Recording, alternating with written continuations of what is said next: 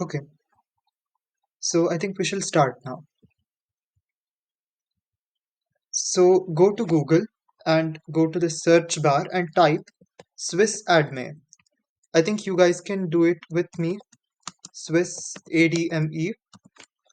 And when you search it, you will get this result www.swissadme.ch. Click on that and just wait. Let me know once you guys are ready.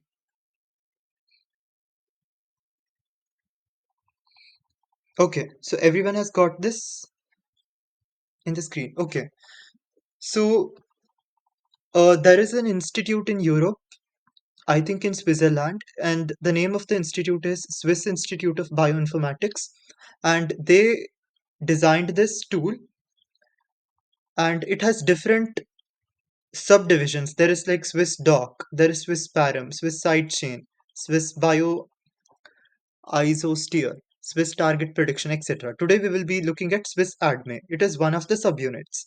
So what does ADME stand for? A stands for absorption, D stands for distribution, M for metabolism, and E for excretion. Okay, I think someone is on.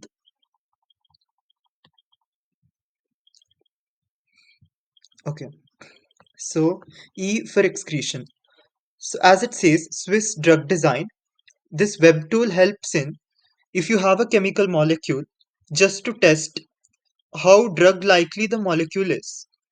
Because if the molecule is toxic, definitely you will not be going to use it as a drug, right? So you will use something which is safer, which is not toxic to human body, and which is doing good job in curing the disease.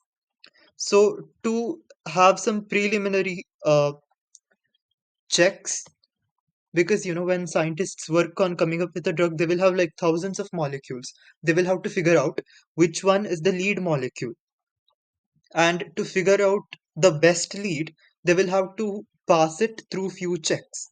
And this Swiss Adme, it helps there. Now, if you can look at the interface, there are two panels, one which says enter a list of smiles, and one where you have this Marvin JS written. And the left panel is nothing but where you can draw chemical structures. You can try. You have this hexagon here, and yeah. So if you want to add something, yeah, if you want to have double bonds, so this becomes a molecule, right? Are you guys able to understand? You can draw a chemical compound using this on the left panel. And if you want to insert different atoms, let's say you want to insert nitrogen, you can write N here. And if you want to insert sulfur, it shows red, maybe because sulfur we cannot insert it here. Okay, I think we can erase this. Are you guys able to understand it? The left panel is for drawing the chemical structures, and these are some basic circular rings. You have benzene, and you have this, and you have this pentagon shaped thingy, and you have this one as well. And if you want to draw single lines, like you want to extend the structure, you can just use this straight line. I think this also helps. Yeah, you can see the valency of carbon is 4. I hope everyone is sure about that. We have learnt this in class 12th chemistry. And when you have 5 atoms connected to carbon, you can see it in the red color. Am I making sense?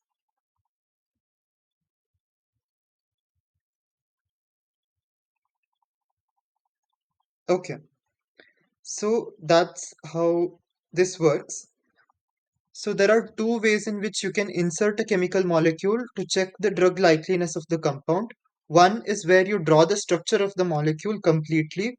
If you cannot, or if I click on this structure will be converted to this smile format. So what is smile? It was difficult for me to remember, so I have saved it. Simplified Molecular Input Line Entry System. It's pretty long, but SMILE is easy to remember. The full form is difficult to remember. So basically, you are writing the whole structure of the chemical molecule in the form of a line where you can see for paracetamol, you have CC here. When there is single bond present, you assume that the bond is there. You clearly not define the bond in the structure. Am I making sense? Like there is CH3 here, even hydrogen is not mentioned, and then there is carbon. First carbon is connected to the second carbon via single bond, and then the second carbon it is connected to oxygen via double bond, and that's why you have got equal to sign which represents two bonds present between carbon and oxygen. Are you guys able to understand? This is how they write the structure of the chemical molecule, and they call this representation as Smiles representation. Now, how you can work with this Swiss Adme, let's look into that. I'll just share the smile for paracetamol. Should I share it or you guys will search? Wait, I'll just share it in the chat.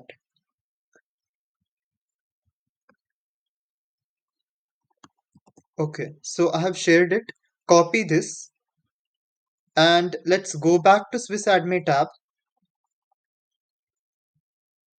and let's just remove this.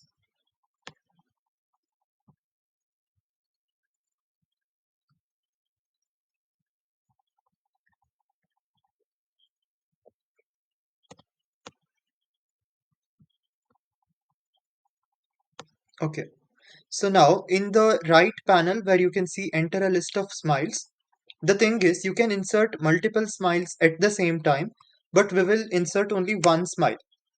If you insert single smile, a single report will be generated. If you insert multiple smiles, multiple report will be generated. As simple as that. And you separate two smiles via comma. So this is the first smile of a paracetamol and it is used for fever. So if you click on this run button, if you click on this run button, just wait for a second and it should generate a report. And if you can scroll down, you will get a report. Have you guys got a report?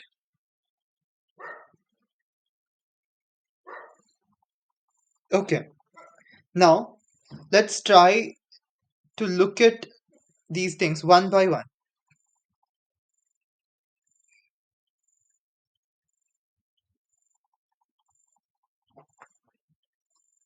You can see there are major, I think, six divisions. You have physicochemical properties, you have lipophilicity, and you have water solubility, and you have pharmacokinetics, you have drug likeliness, and you also have medicinal chemistry.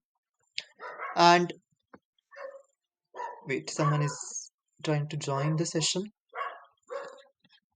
Okay, coming back to the report. On the left here, you can see the chemical structure of the paracetamol, and you can also see non-carbon species or groups highlighted. You have NH group highlighted in the purplish color, and you have oxygen, double bonded oxygen, and also alcohol group highlighted in red color. And you have smile representation here. And what this diagram is trying to tell you is the homework. If you just place the cursor on the diagram, you have some values here. You can um try doing homework. So let's look at this physicochemical properties. So let's look at these one by one. So everyone knows what a formula is, right? It is just the representation of the compound in the form of a formula. It is saying there are 8 carbon atoms, 9 hydrogen atoms, 1 nitrogen, and 2 oxygen atoms. As simple as that. Just give me a thumbs up if you're able to understand so that I can go a little fast. Okay. Now, coming to the second parameter, which is molecular weight, you're basically calculating the weight of 1 mole of paracetamol, and that is 151.16 gram per mole. So it is also simple, which we have learned in chemistry class. And number of heavy atoms. So in the case of this drug discovery or drug designing concept, what is usually implied is when there is a molecule which is having more weight, it affects the uh, compound on a larger scale. Am I making sense? Like if there is, how should I say? Okay, I should not body shame people, but like if there is like super big guy, like he's very fat, and if you place a small stone over his head, will that affect him? I doubt if he will be able to sense that. But if there is like a lean guy, and if you place a stone of good weight over his head, he will be able to feel the weight of it. Am I making sense? So when you have something which is very light, because hydrogen atom, what is the weight of hydrogen atom? Can anyone let me know in the chat?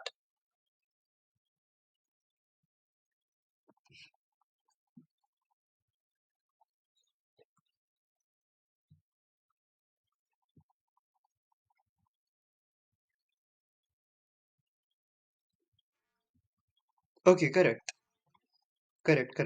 So when you have hydrogen atom and you have carbon, I think the weight of carbon is 12. And when there are like different elements present, like when there is sulfur, when there is fluorine, when there is like nitrogen, the weight is going to increase. So when there are atoms of heavy atomic weight, that is going to have more effect on the molecule and its drug likeliness rather than hydrogen. So you have a separate parameter here called as number of heavy atoms, which is basically nothing but the count of non-hydrogen atoms.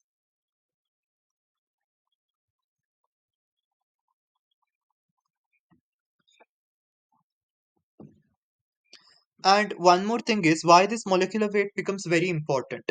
In the case of drug discovery, it is usually believed, it is not always true, but it is usually believed that when there is a molecule and its weight is below 500, it is likely to be a drug. It is not that it will be a drug, but it can be a drug. Hope I'm making sense. Because you have something, let's say I take a tablet, and tablet is in the solid form, and I take it with water. So when it goes through my esophagus and when it enters the stomach, that solid is going to disintegrate, and it's going to like, it will be soluble in the water, if I'm making sense. And and it will pass from my stomach to intestine, and it will be absorbed in the intestine hopefully, and it will enter the bloodstream, and it will do its job, and then finally it has to get excreted. Hope I'm making sense. So it is not that the drug should be stored within your body. It has to be there for the time being. It has to do its job, and after that it has to leave. So there is something called as, that's why excretion of the drug is also very important. Let's say there is a drug and you have taken the drug and it has done a very good job. Like you are now healthy. You don't have any condition. You're not suffering from anything. You're healthy after taking that drug. But if the drug is not excreted, if it starts accumulating within your body, it will become toxic and you will have side effects again. So it becomes very important that the drug that is taken is excreted after certain point. Now coming to this fourth point, number of aromatic heavy atoms.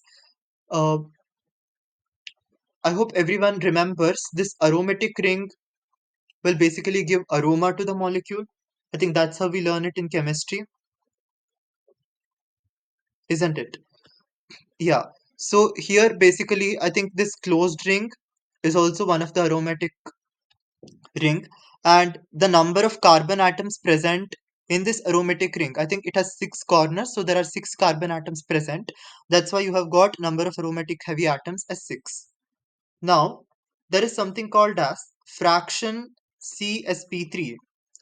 We all learnt about hybridization in the chemistry. I think there is sp2 hybridization, sp3 hybridization, sp, right? So I think it talks about the geometrical uh, or like spatial arrangement of molecules, spatial arrangement of atoms in the space, like what is the angle between the two atoms and all of that. And that does really matter in the drug molecule. This one, fraction CSP3, what it does, it tries to calculate a ratio. The ratio between the number of sp3 hybridized carbon atoms to total number of carbon atoms. Am I making sense? So you have a structure here.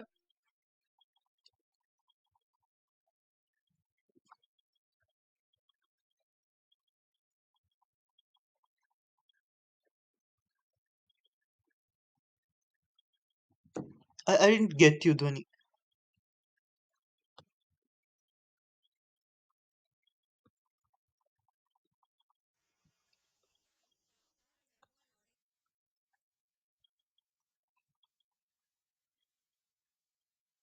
Okay, okay, okay, okay. Oh yeah, that's correct. I thought like you were trying to tell that it's the ratio between sp3 and 6. Yeah,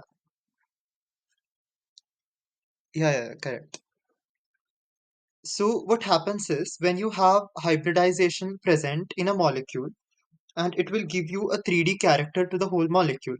If there is no sp3, or if there is like low sp3 hybridization, it will give a planar structure to the molecule.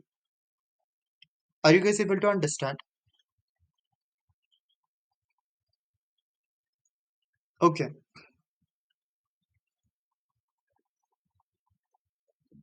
So what it is believed that when there is higher sp3, more soluble will be the molecule.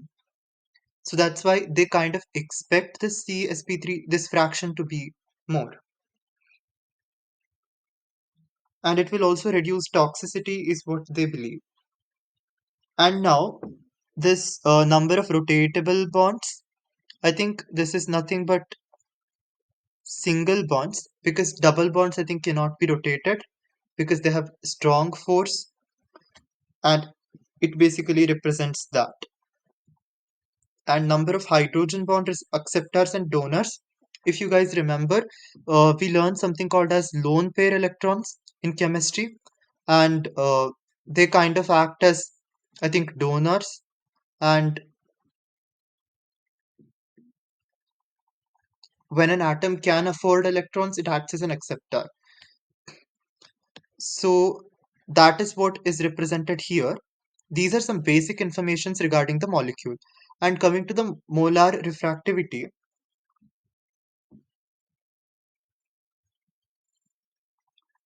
so it is basically about, if there is a molecule, for example, if we take paracetamol, how much this molecule can polarize its surrounding. Am I making sense? Because in chemistry, I think it is believed that almost every molecule has a charge. Either it gets neutralized, or it gets cancelled out and the molecule becomes neutral, or there will be some charge on the molecule. So when there is a charge on the molecule, there is a possibility of the charge affecting its surroundings. Am I making sense? I think in chemistry we also learn about, representation of molecules as electron clouds. And when there is charge, the shape of the cloud will change, or the distribution of it will get affected. Yeah. So this molar refractivity basically talks about that, because what they believe is when a molecule can polarize its surroundings, it will affect the binding affinity of the molecules. Like if this is a drug and then there is a target, it will affect the binding affinity between the drug and the target. And coming to this uh, TPSA, yeah, going back to this molar refractivity, it is believed that there is this good range, and it is from 40 to 130. If the molar refractivity is within that range, the molecule is said to be like good. Like it is not highly polarizing its surrounding. It is good. That's what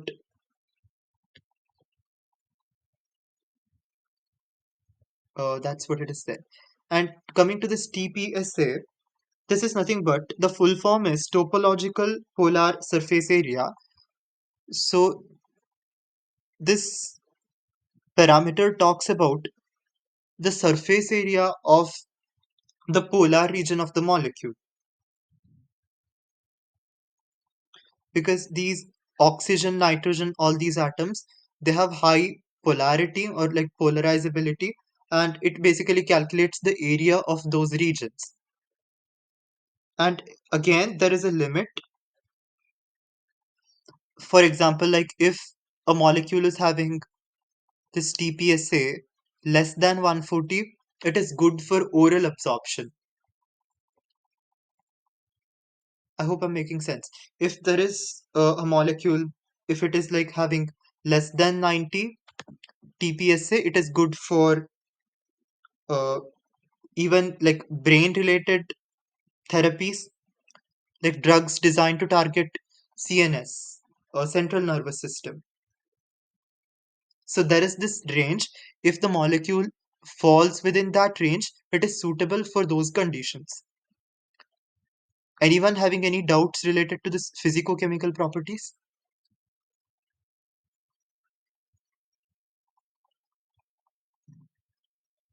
Shall we go ahead? Okay, okay. Now, the second one is lipophilicity. So, lipophilicity is nothing but calculating how much soluble a molecule is in lipids. Because in cell biology, we learn that every membrane is made up of phospholipids, and I think we are made up of cells, and every cell has a membrane, and we have lot of lipids everywhere. So, a molecule should be to certain extent lipid soluble so that it can enter the cells or it can enter the tissues. Am I making sense?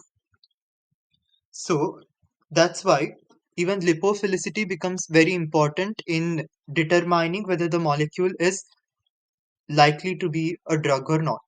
And to calculate lipophilicity,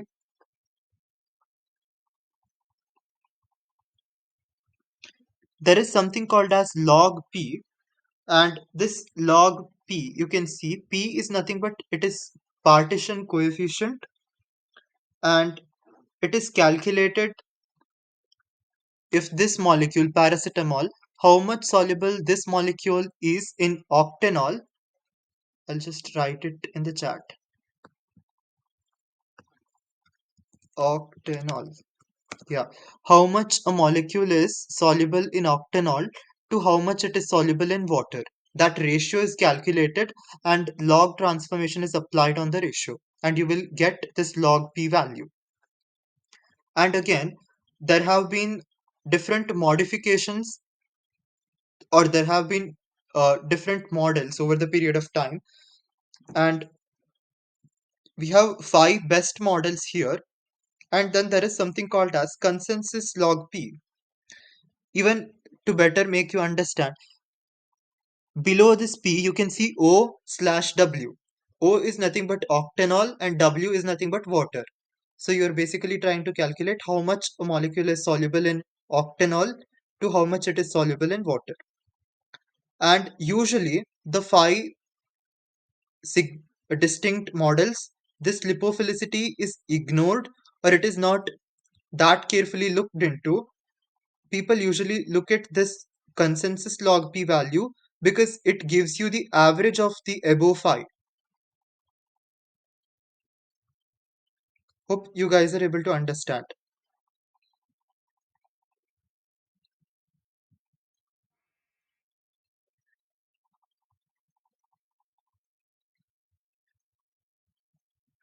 Okay, so,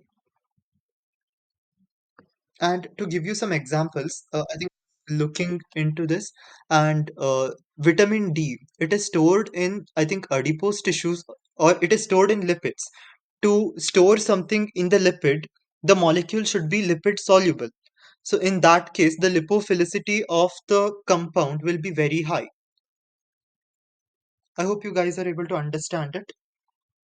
And also, let's say like a molecule is passing through esophagus, and you have this esophagus. It's basically lined cells. There are like epithelial cells, and a molecule has to pass through those cells if it has to enter a different system. And to pass through the membranes, usually molecules will be to certain extent lipid soluble.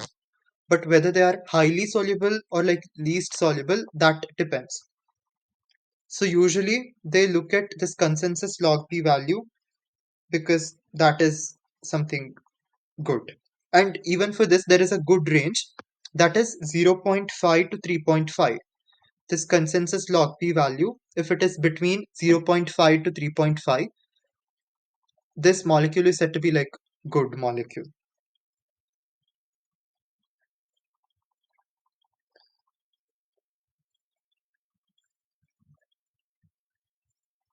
And when this log p value is very high, it is 5 or more than 5, it will affect the solubility.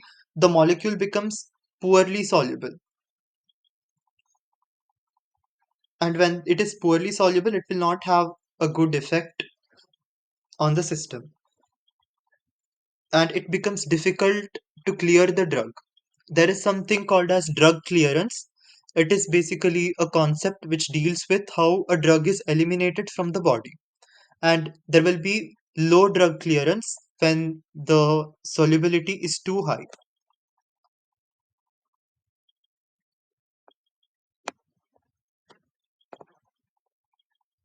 If the solubility is too less also, it will affect the absorption.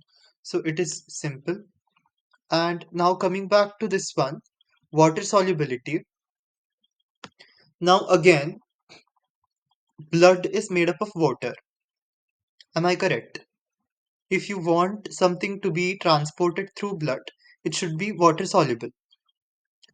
Now, this log S basically uh, talks about how soluble the compound is in water.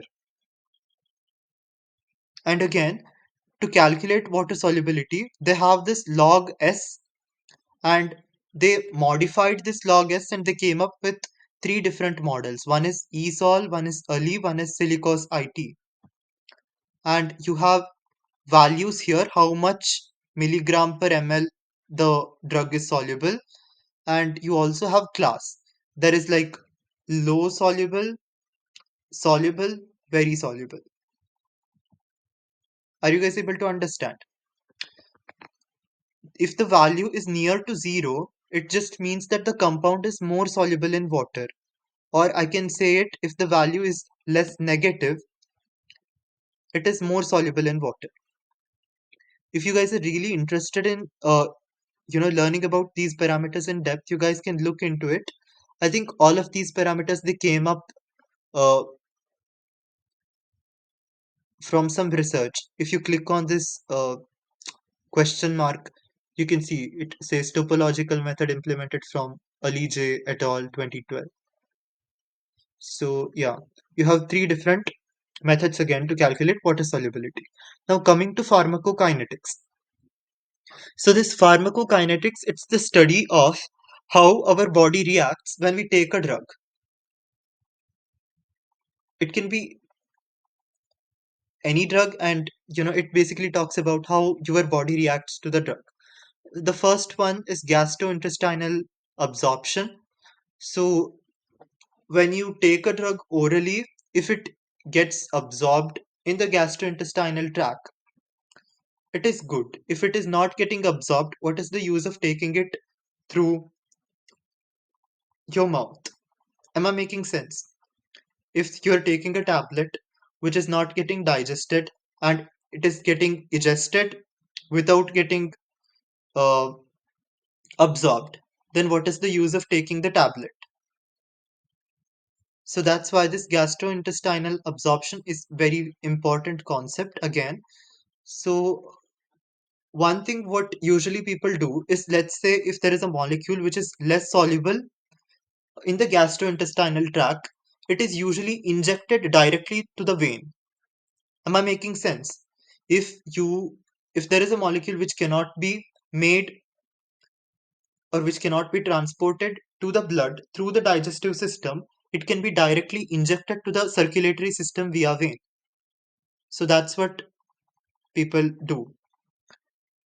And it says high, which just means that for paracetamol, it has gastrointestinal absorption, the capacity or the strength of this molecule to be absorbed in the gastrointestinal tract is very high. Now, coming to blood brain barrier. So, there is this barrier between blood and the brain. I hope all of you are aware of it. We learn it, I think, when we learn about brain. So, I think we learn about this fluid called as,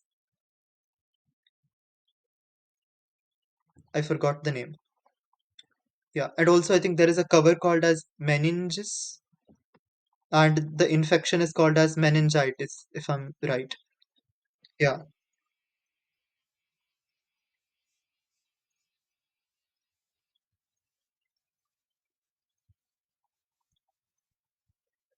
very good, very good. Correct, correct. I think that is correct. It is called as cerebrospinal fluid. Correct, Samajit.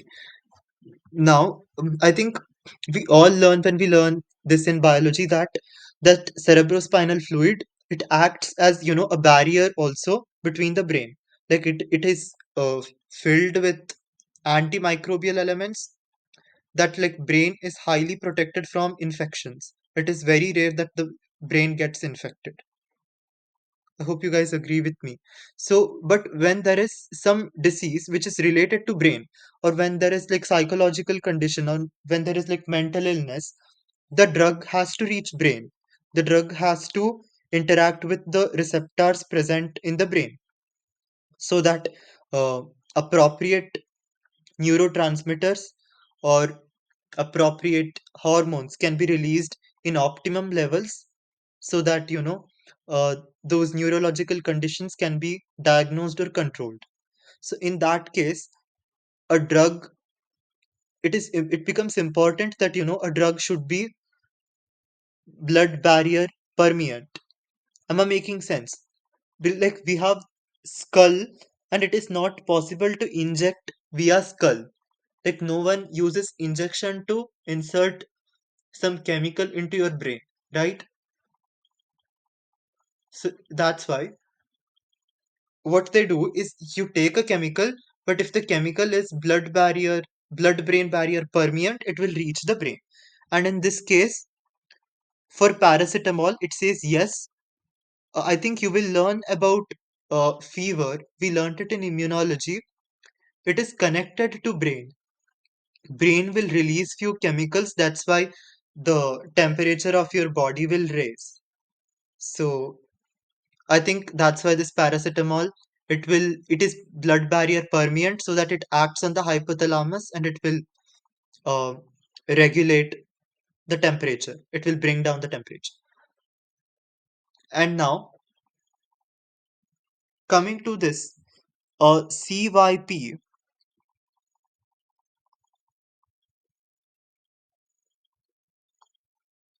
So these CYP they're like set of enzymes which are mainly found in liver, and they are also present to certain extent in the small intestine. So now this part, the CYP part, it is about metabolism and excretion. I hope I'm making sense. These two were related to absorption of the drug. This CYP, I think there are five, if I'm not wrong. Yeah. So it's about uh, metabolism of the drug. Like if there is a drug within your body, the drug can be broken down into pieces so that it is not going to have any more effect and it can be excreted or it can be directly excreted. So it depends. And these CYP enzymes, uh, help in metabolism of the drug. If here it says CYP1A2 inhibitor, if the drug inhibits these enzymes, if it acts as an inhibitor, then there is high chance of uh, accumulation of those molecules within your body and your body suffering from toxicity. Are you guys able to understand it? If you inhibit a molecule which is going to metabolize the drug is going to be accumulated within your body and it will eventually lead to toxicity. So that's why uh, these 5-CYP enzymes, yeah, this full form is cytochrome. Yeah, cytochrome P450 1A2 inhibitor. So it becomes very important that the molecule is not inhibiting the enzyme. And now there are a few important things that we need to remember. Sometimes what happens is because of genetic mutations, the efficiency of these enzymes might vary. Even in that case, uh, let's say you have all these enzymes present within your body, but you have some genetic mutation in the enzyme, then the rate at which the drug is going to get metabolized, it will be severely affected. Even though the drug is potent, the drug is good, if you have some defect here, that is also going to cause some side effects in your body. Hope I'm uh, clearly able to make you guys understand the CYP concept.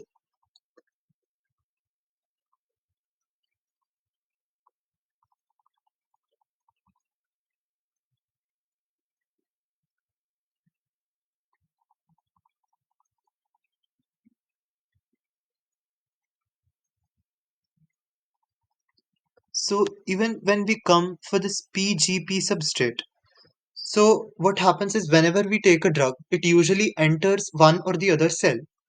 So when it enters the cell, after it is done with its work, it has to get out of the cell. Correct? So this PGP, it is nothing but P glycoprotein, and that glycoprotein will help in, removing the drug molecules out of the cell.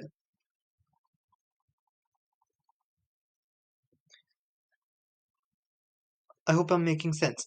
If this molecule is reactive towards this PG substrate, then only it will be able to remove it from the cell. If it is not reactive, it will not be able to remove it from the cell. Are you guys able to understand it?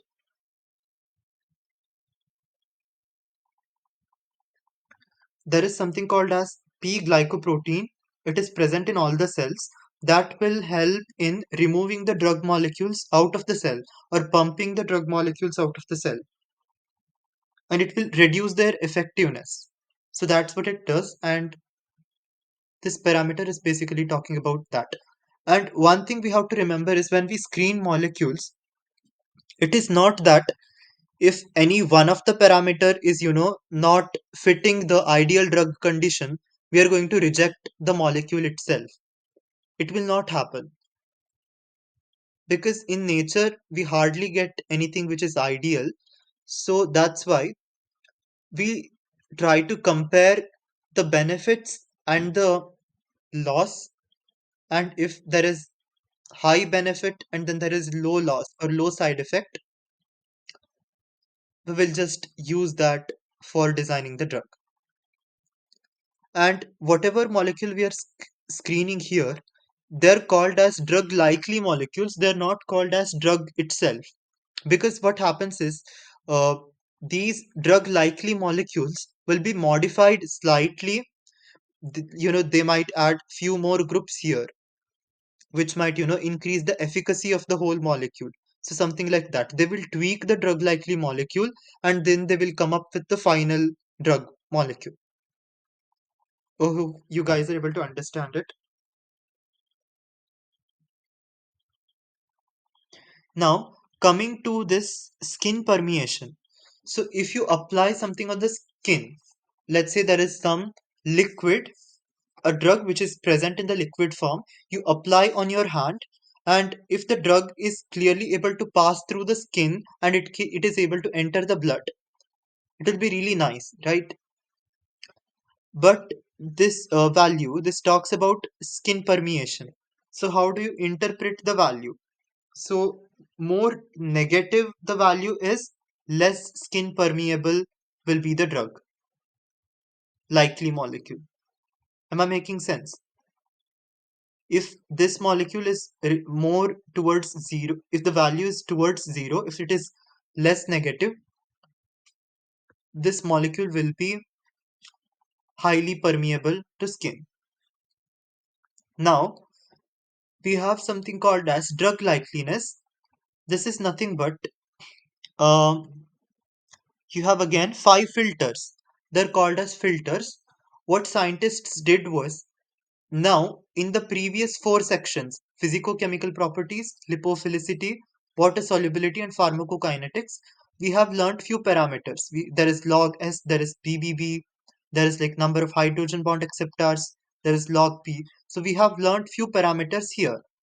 What these scientists did was, they thought it will be difficult for one compound to pass all the tests. I mean, pass all the tests in the sense, the previous parts which we have completed. So it will be difficult for a molecule to pass all the tests. So they thought, what if we can choose maybe like four important parameters? If a molecule passes those four tests, we can just say that this molecule is good to be a drug. Are you guys able to understand?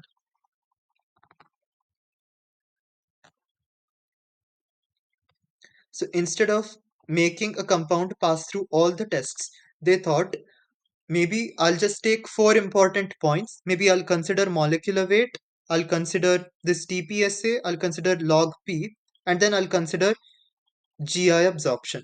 I'll just consider these four as important. If my molecule, the one which I'm testing, it passes through these four, it is going to be a good drug, likely molecule. So that's what they did. And this Lipinski is very famous in the field of drug discovery, and you will come across this term a lot. Even if you look at research papers related to drug discovery, uh, you will come across this a lot. And if you were part of alchemics, this Lipinski was also one of the parameters that was used in screening the molecules, if you guys can recall. Now, I'll just come back here. So for Lipinski, so you have four parameters. There is molecular weight, it should be less than 500 for a molecule to be ideal drug. But you can see the paracetamol which we are taking as an example, its weight is 151. Wait, is it passing all the test? Yeah, no violation, correct. Yeah, so then there is log P, which is nothing but lipophilicity, and this is about hydrogen bond donors. These are like conditions. It should be less than or equal to 5. Log P should be less than or equal to 5. If a molecule passes all these conditions, it is like the molecule passes Lipinski's rule. It obeys Lipinski's rule, and it can be used as a drug, something like that. So again, Gauss filter. This was also designed by a different scientist. You have four different parameters again, and you have four different ranges. The atom count, total atom count in a molecule should be 20 to 70. Molar refractivity should be between 40 to 130, something like that. You have this range defined here again. And if a molecule passes all these, you will get pass. If it doesn't, in this case, paracetamol has not passed Gauss filter. You can see for Lipinski, we got zero violation. All the conditions were satisfied. So we got yes. But for Gauss filter, we have got no. And it says there is one violation and there is colon to explain where the violation is happening. And it says molecular weight is less than 160. Maybe according to Gauss filter, molecular weight should not be less than 160. Are you guys able to understand? That's why it says that there is one rule violation. And again, coming to the third filter, the Weber filter, it says yes, maybe because it is passing all the tests. So I think there are two rules. There should be less than or equal to 10 rotatable bonds, and there should be TPSA less than or equal to 140 angstrom squared. So it is passing these two rules. That's why you have got yes in the Swiss Adme report. Coming to the fourth one, Egan rule. Again, there are two parameters, log P, which is about lipophilicity, and this TPSA. And again, I think it is passing. The paracetamol is clearly passing this test. That's why you have got pass here. Now coming to the fifth filter, I don't know how to pronounce it. So there is molecular weight, then there is log P, and yeah, only two. Others considered collectively. Okay. So if it passes these uh, conditions, you will get yes. I think it has not passed. It says fail, and then there is again one violation. Molecular weight is less than 200. That's why the condition is getting violated. Hope you guys are able to understand these five filters.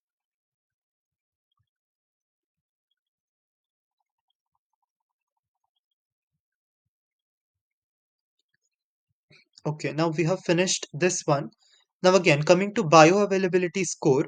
So this is nothing but what it is believed is if I take a tablet, let's say the weight of the tablet was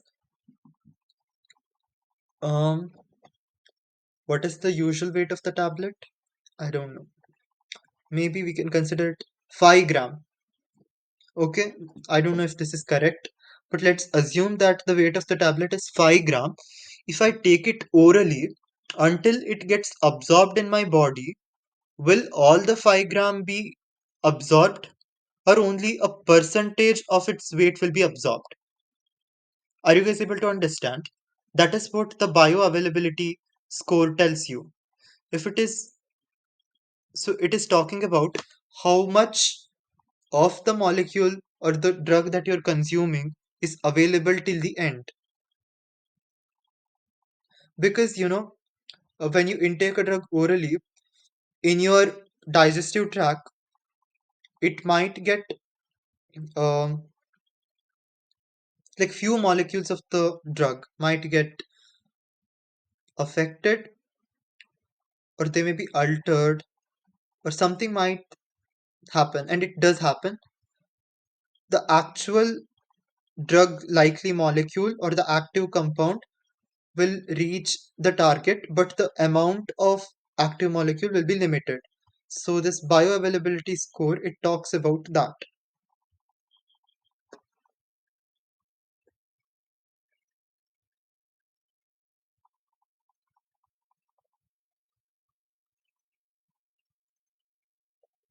So even while determining, how much a drug should be delivered, all these dosage, etc., will become very important. If you already know that, a large percentage of the drug is going to get destroyed during the process of its transportation in the body, you might just think about increasing the dosage, or you might think maybe taking the drug orally is not a good measure. I can just take it in the form of an injection. Are you guys able to understand this?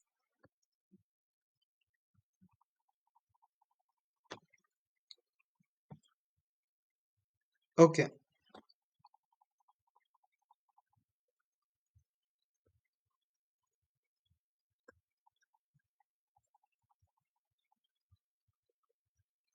Now coming to the fourth, medicinal chemistry. So this medicinal chemistry, you have synthetic accessibility. So synthetic accessibility is if I design a new molecule, how easy it is for me to design it again and again. Am I making sense? So the range of this is 0 to 10. If it is 0, it is like easy, very, very easy. I can design it n number of times and it is very easy for me to design. If the value is near to 10, it is just trying to say that to design the drug, it is quite hard. Synthetically, it is hard. And now coming to this pains and this brink. So let's look at this pains. These panes are nothing but, if you click on this, sorry. Yeah, pan-assay interference structures. So these are nothing but um,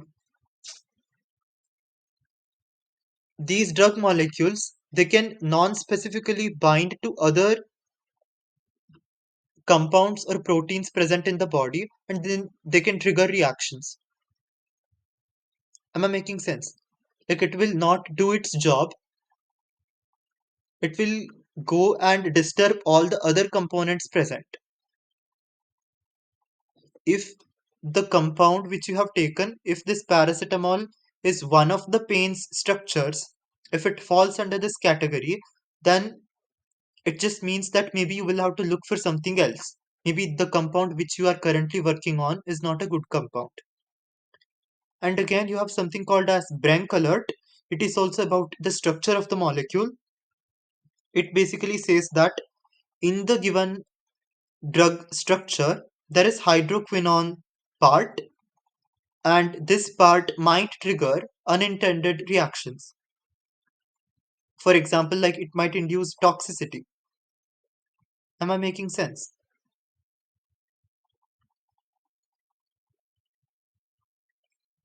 And this lead likeliness basically tells about how good this molecule can be to be considered as a lead.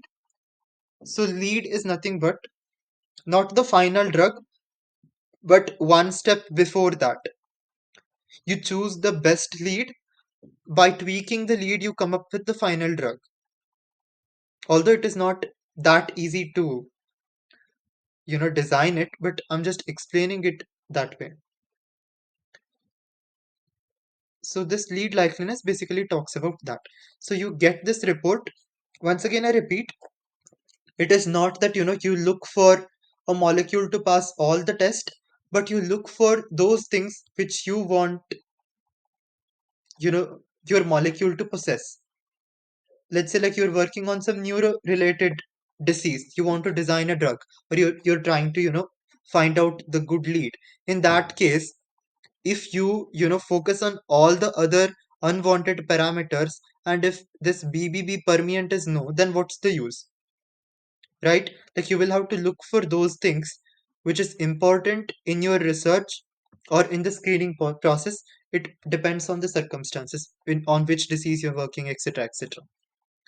So if you input more than one smiles, you will get multiple pages. It will be like molecule 1 report, molecule 2 report, something like that.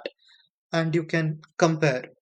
And also you can like download it, CSV. And also I think there is one more format. So this is all about Swiss Adme. And how was this session? Was it okay? Were you able to understand? I think it's 10:42.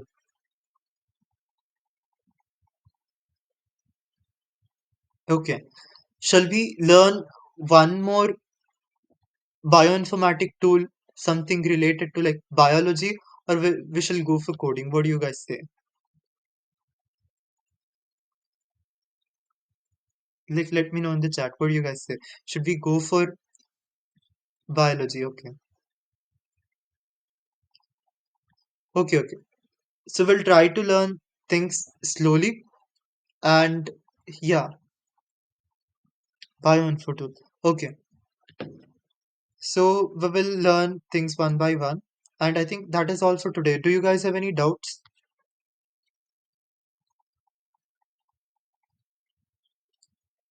Okay, there is no doubt. Let me take a screenshot.